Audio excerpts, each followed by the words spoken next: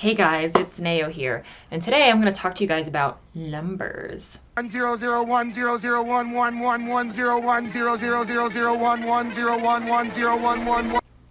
No, not those ones.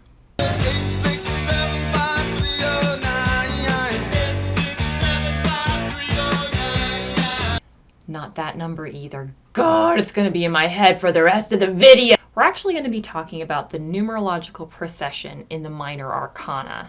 Tarot is an intertwined pattern language that incorporates several symbolic vocabularies into its imagery and meaning. In this four-part series, I'm going to walk us through how number develops in the Minor Arcana and how that implies certain meanings into the cards. We can view the development of number in terms of 3 cycles of 3 with 1 transition and 1 card for completion. For this video to follow along, it would be really great if you could grab your deck and go ahead and separate the Minor Arcana out into aces and 2s and 3s. That way, as I go through the different cards, you can look at the imagery in your personal deck and make connections with what I'm saying to the imagery that you have. That being said, let's just jump into it.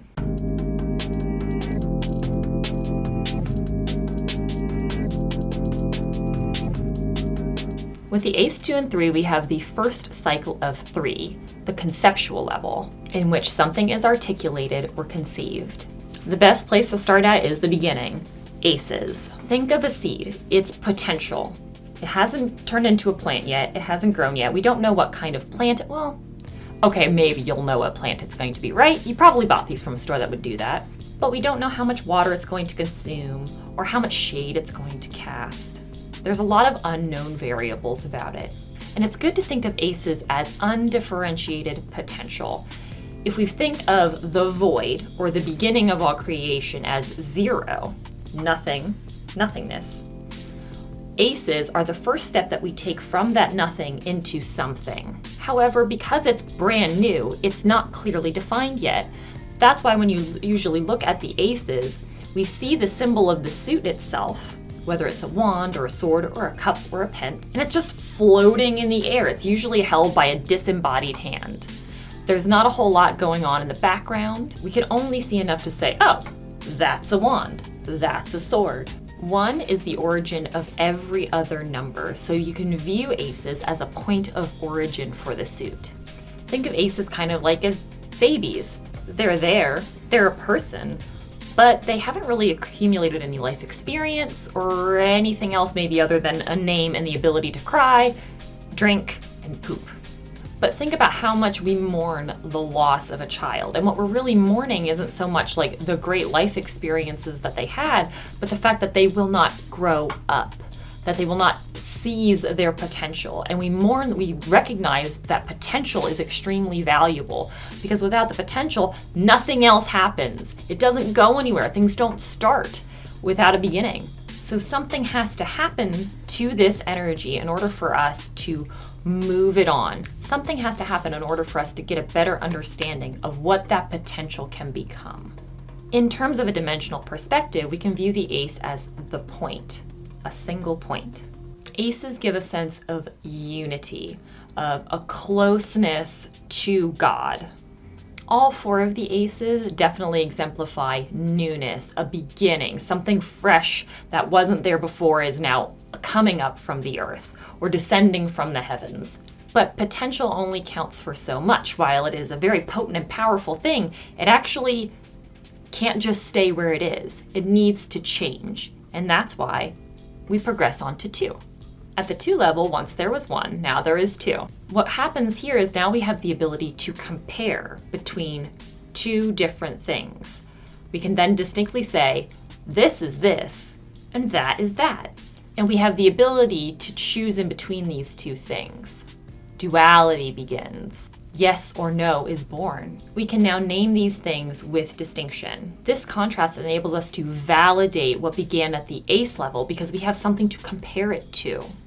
You have to decide which of these 2 you're going to develop. Which one is going to get my attention? Which one am I going to put my energy and effort in? Which one am I going to think about more? This can be a place where you can get stuck as you weigh out the decision. The lesson of the 2 is to affirm the direction that you want to take so you can progress it onto the 3. You're basically just naming the path that you're going to take the potential energy from the ace and say, this is where it's going. If the ace was a point, we can think of the 2 as a line. Point A, point B, now connected. The imagery of the 2s shows us the concept of choice. You got the guy with the pentacles going back and forth. We know the 2 of swords usually means a shitty choice has to be made. Depending on the suit, we can see the difficulty that comes with the 2 stage. So now we have made our decision and we advance on to 3. It's much easier now to have perspective on the duality that goes in between the 2. You're able to see the energy that's moving in between these 2 polarities. You see that choice is the thing that allows development to happen beyond the 2 level. You see the bigger picture, and now it's time to refine it. And we need the strong potential of the ace, and we need the ability to compare and contrast at the 2 in order to develop a plan with how to take this potential further on its journey. If you look in between the polarities, though, at this state, you're able to see that it's a spectrum rather than just this is this and that is that. The details in between are what's going to help you clarify and refine and sketch out what you're going to do. Third dimensional awareness allows us to see things as a plane. So we went from a point to a line to a plane. Things are starting to take shape. The imagery in the cards allows us to see this change in perspective. We start to see the cards becoming more divergent in their meaning. We do see evidence of planning in all of the cards, with the exception of the 3 of Swords, but that is a subject for another video. An interesting thing to note too is that when it comes to the 10-day cycle of aligning the minor arcana to the decans of the zodiac, we see that aces are absent. Why is that? That's because aces are basically so undifferentiated that they don't actually really vibe with the clear conceptions that we have of the zodiac. All right, kids, so that's it for this video for today. Make sure you guys subscribe because this is going to be one video in a 4-part series. So you want to stay tuned so you get to see all of the rest, okay? I'll catch you guys in the next video. Bye!